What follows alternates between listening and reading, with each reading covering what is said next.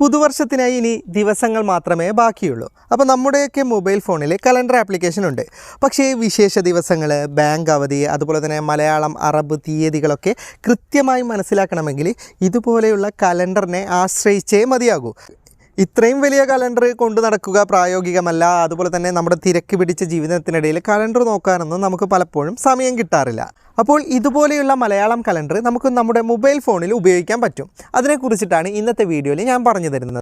അപ്പോൾ വിശേഷ ദിവസങ്ങൾ, ബാങ്ക് അവധി, മലയാളം, അറബിക് തീയതികളൊക്കെ അടങ്ങിയിട്ടുള്ള ഇതുപോലെയുള്ള മലയാളം കലണ്ടർ ലഭിക്കുന്ന ഒരു ആപ്ലിക്കേഷനാണ് ഇന്നത്തെ വീഡിയോയിൽ ഞാൻ പരിചയപ്പെടുത്തുന്നത്. അപ്പോൾ ഏതാണ് ഈ ആപ്ലിക്കേഷൻ, എങ്ങനെയാണ് ഉപയോഗിക്കുന്നത് എന്നുള്ള കാര്യങ്ങളൊക്കെ വീഡിയോയിൽ കാണാം. പ്ലേ സ്റ്റോർ ഒന്ന് ഓപ്പൺ ചെയ്തിട്ട് മലയാളം കലണ്ടർ എന്ന് മാത്രം സെർച്ച് ചെയ്യുക. മലയാളം കലണ്ടർ 2025 എന്ന് സെർച്ച് ചെയ്യരുത്. അങ്ങനെ സെർച്ച് ചെയ്ത് കഴിഞ്ഞാൽ പുതുതായിട്ട് അപ്ഡേറ്റ് ചെയ്ത് വന്ന ആപ്ലിക്കേഷനൊന്നും സെർച്ച് റിസൾട്ടിൽ കാണിക്കുന്നില്ല. അപ്പോൾ നിങ്ങൾക്ക് നല്ല ആപ്ലിക്കേഷനൊന്നും കാണിക്കില്ല. അതുകൊണ്ട് മലയാളം കലണ്ടർ എന്ന് മാത്രം നിങ്ങൾ സെർച്ച് ചെയ്യുക. ഈ വീഡിയോയിൽ 2 ആപ്ലിക്കേഷൻ ഞാൻ കാണിച്ചു തരുന്നുണ്ട്. രണ്ടാമത്തേതാണ് ഏറ്റവും മികച്ച ആപ്ലിക്കേഷൻ. ആദ്യത്തെ ആപ്ലിക്കേഷൻ എന്തുകൊണ്ട് കാണിച്ചു തരുന്നു എന്ന് പറഞ്ഞാൽ, രണ്ടാമത്തെ ആപ്ലിക്കേഷനിൽ ഇതുവരെ 2025 കലണ്ടർ അപ്ഡേറ്റ് ആയിട്ടില്ല. അപ്ഡേറ്റ് ആയാൽ അതാണ് ഏറ്റവും മികച്ച ആപ്ലിക്കേഷൻ. ആദ്യത്തേത് കുറേ പോരായ്മകളൊക്കെ ഉണ്ട്, എങ്കിലും നമുക്ക് 2025 കലണ്ടർ ഉപയോഗിക്കാം. നല്ല നല്ല ഫീച്ചേഴ്സ് അതിനകത്തും ഉണ്ട്. അപ്പോൾ ആദ്യം ഞാൻ റെക്കമെൻഡ് ചെയ്യുന്ന ആപ്ലിക്കേഷൻ ഇതാണ്. ക്രിയേഷൻ്റെ കലണ്ടറാണ്. ഇത് ജസ്റ്റ് ഇൻസ്റ്റാൾ ചെയ്യുക. ഇതിന് പെർമിഷനും കാര്യങ്ങളും ഒന്നും വേണ്ട. ജസ്റ്റ് നിങ്ങൾ ആപ്ലിക്കേഷൻ ഓപ്പൺ ചെയ്യുക. ഇപ്പോൾ ഇന്ന് ഡിസംബർ 26 ഞാൻ ഈ കലണ്ടർ ഓപ്പൺ ചെയ്യുമ്പോൾ അന്നത്തെ ദിവസമാണ് നമുക്ക് കാണിക്കുക. ഇനി പുതുവർഷം കാണണമെങ്കിലും അതുപോലെ തന്നെ അടുത്ത മാസമൊക്കെ കാണണമെങ്കിലും മുകളിലൊരു ഏറോ മാർക്കുണ്ട്. ആ ഏറോ മാർക്കിൽ ക്ലിക്ക് ചെയ്തു. ഇപ്പോൾ 2025 ജനുവരി ലഭിച്ചിട്ടുണ്ട്.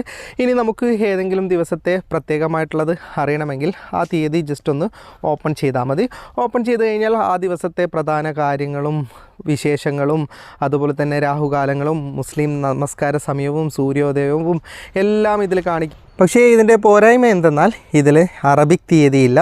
അതായത് നമസ്കാര സമയവും ഡീറ്റെയിൽസൊക്കെ ഉണ്ട്, പക്ഷേ മലയാളം തീയതി മാത്രമേ ഇതിലുള്ളൂ. മുഴുവനായൊരു ഡീറ്റെയിലിംഗ് ആപ്ലിക്കേഷൻ അല്ല ഇത്. പറ്റും.